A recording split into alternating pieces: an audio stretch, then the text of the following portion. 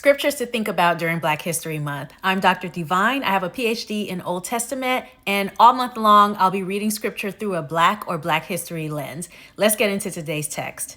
Genesis 21, specifically verses 9 through 19. This is a part of Hagar's story. So there's a lot that we could talk about regarding Hagar, especially during Black History Month, even starting from Genesis 16. Like we could talk about her resistance and her courage to get away when she was being oppressed. We could talk about how unsettling it is when God tells her to return to that situation. And we can even debate about whether it was in her best interest for her to go back, being that she was pregnant and without resources. But today I want to focus on Genesis 21 and the journey that Hagar takes after Sarah cast her out. So let's take a look at verse 14.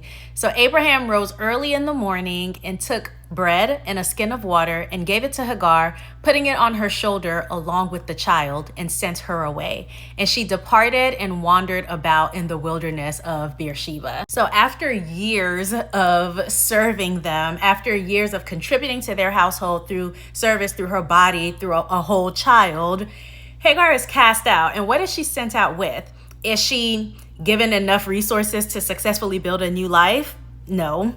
Is she granted some of the riches from her husband? Her husband, Abraham? No, she's not. She's sent out with bread and a skin of water and her child. And I find this funny and upsetting because back in Genesis 12, when Abram was leaving Egypt, after lying to the Pharaoh was generous enough to let him leave with all the possessions that he had. Mind you, these aren't possessions that he earned, like doing work or anything like that. These are possessions that he was given because they thought Sarah was beautiful. So Abraham, who was given a handout of wealth, is sending Hagar out on this journey with a skin of water and bread. No surprise to anyone, Hagar runs out of supplies because what she had was simply not enough for her and for her son. And as the story goes, she ends up crying in the wilderness, leaving her son to the side because she can't stand to watch him suffer, because she's pretty sure that this is going to be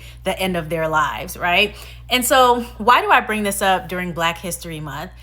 I think we can see similarities between Hagar's story and American history. For starters, Hagar's